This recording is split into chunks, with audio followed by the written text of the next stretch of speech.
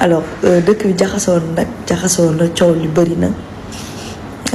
entre ñi ñu jàpp parce que dañuy saaga ñi ñu jàpp parce que dañoo yaakaar ne dañu laale ak xaalisu Sénégal. looy benn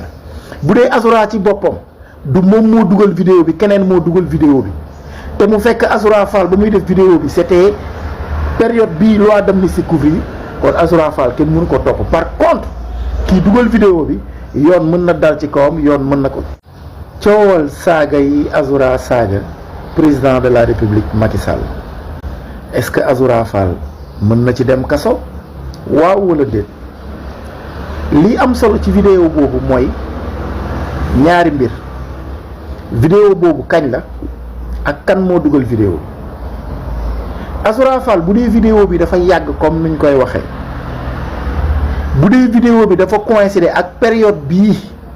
loi d'amnistie couvrir c'est-à-dire entre février 2024 ak mars 2025 bu dee vidéo bii dafa dugg ci période boobu noonu mën nañu jàpp ne saaga yooyu noonu c'est couvert par la loi d'amnistie par conséquent Azoura Fall kenn mënu ko topp kenn mënu ko jàpp. deuxième question bi mooy kan moo dugal vidéo bi kii dugal vidéo bi bu dee léegi la ko dugal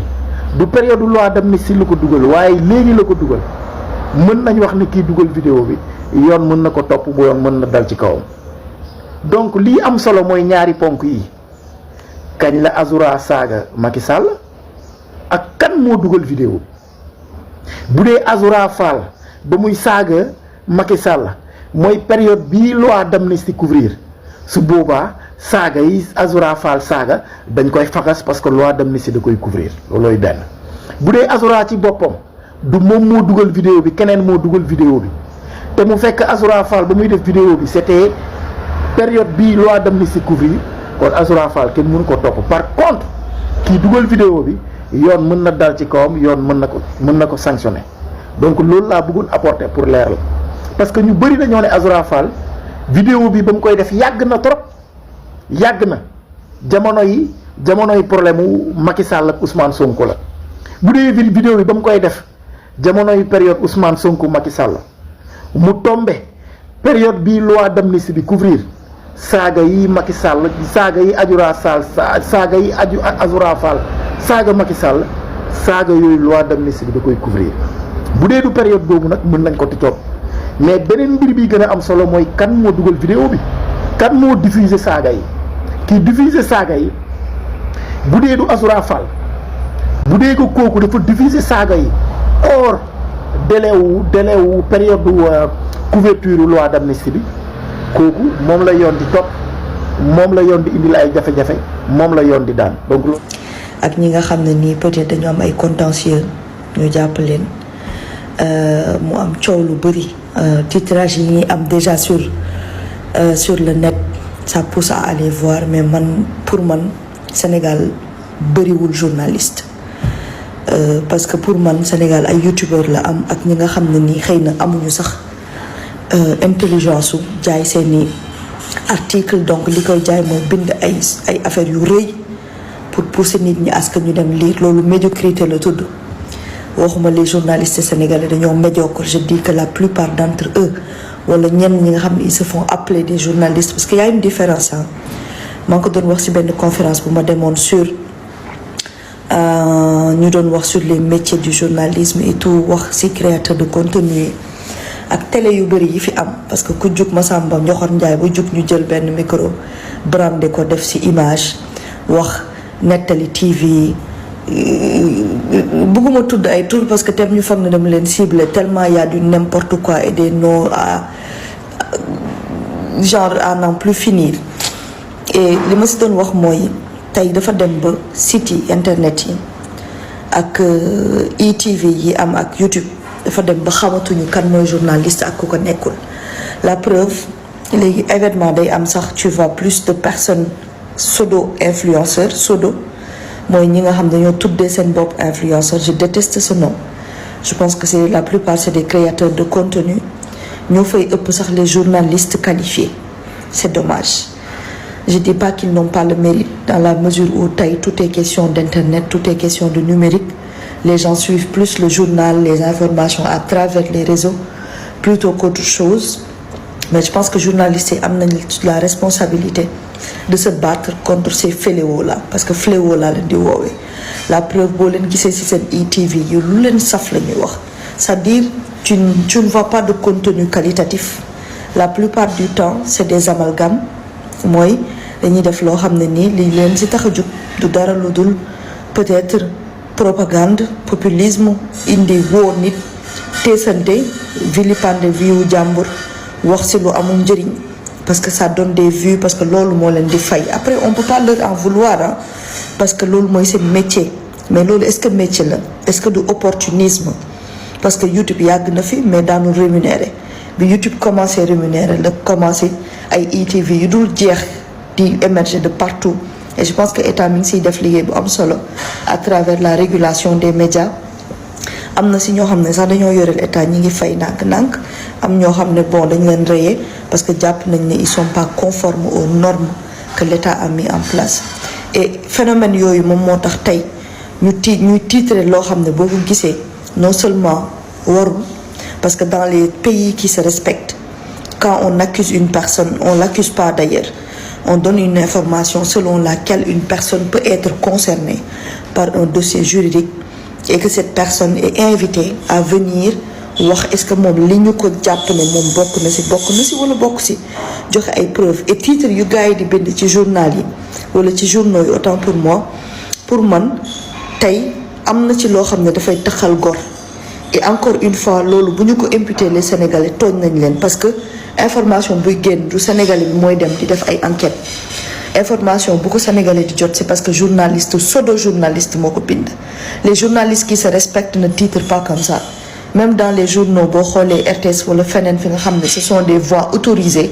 su ñuy wax ci dara loo xam c'est sensible ils utilisent les bons moyens la preuve mooy lu ko waral mooy ils sont formés dañuy génn CESTI wala ñu génn benn école de renommée boo xam ne dañ leen di jàngal nan la ñuy waxee ci yenn situations yi que ce soit des situations de viol parce que c'est sensible que ce soit sur des crimes meurtres parce qu'il y a des enquêtes qui sont en cours donc ils doivent éviter de dire des choses qui redirigent disons l'accusation vers une personne lambda parce qu'on dit que une personne peut être condamnable que lorsqu'on a assez de preuves bu koy incriminer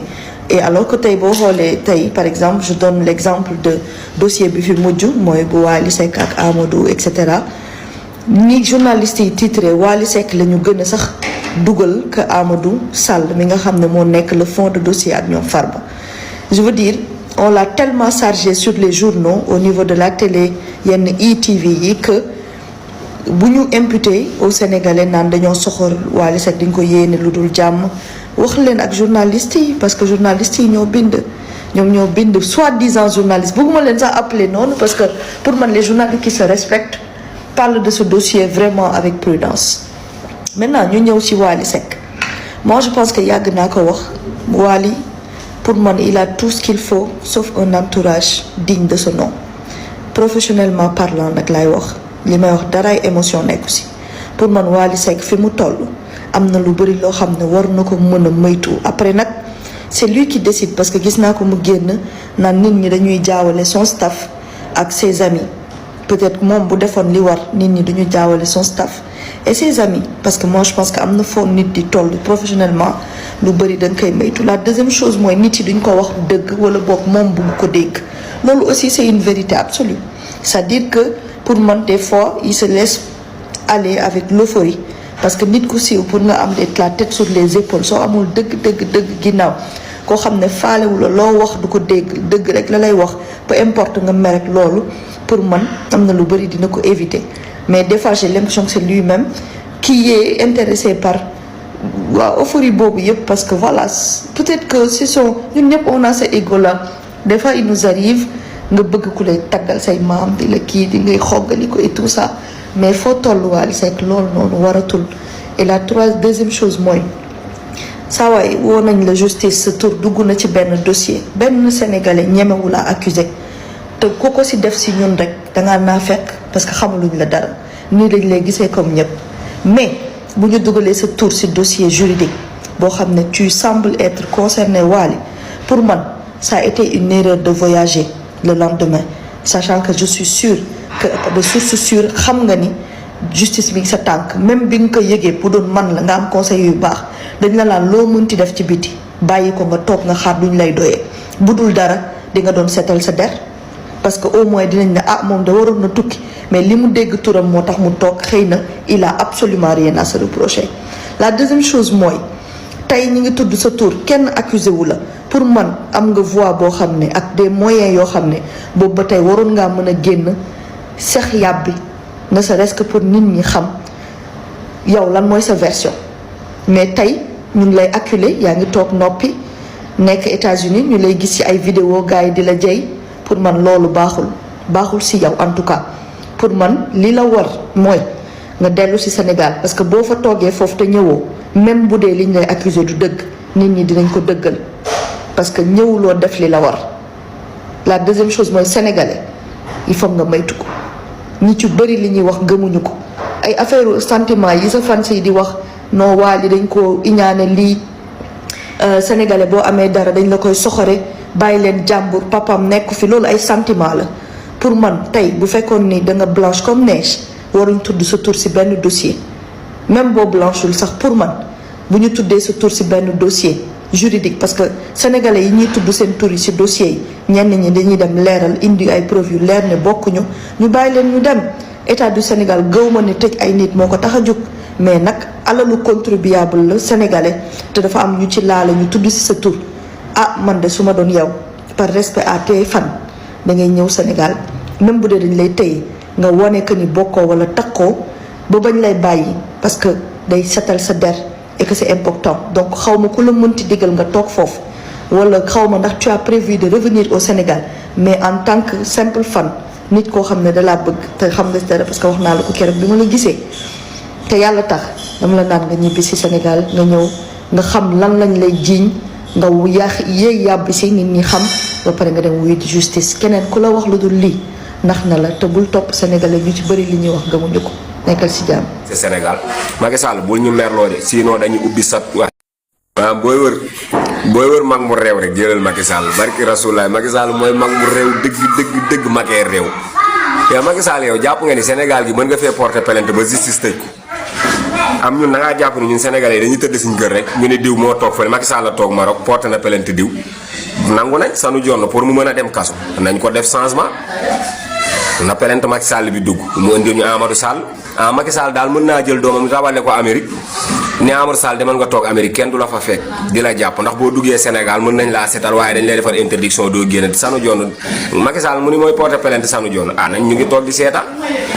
ba xam bu fekkee justice bi daal Macky Sall fële lay toog ni sanu jonn def naa ko plainte nañ ko woolu naa ngëm ni sanu jonn war a uyu ci am yéen na yéen a defee suñu bopp yi ndox nekk ñun Sall du ma saagal Macky Sall mais Macky mag mu réew la loolu moom ku ko wax man maa ngi sa ginnaaw mag mu réew la mu xamadi parce que Macky Sall bëggee toog fële ni day def citation directe sanu jonn ci compte bi mu wax na mu indi ay preuve ak yooyu noonu jël doomam yóbbu ko Amérique ngeen ni da ngeen di jël nit Macky Sall rawale doom bëgg a tëj doomu jàmbur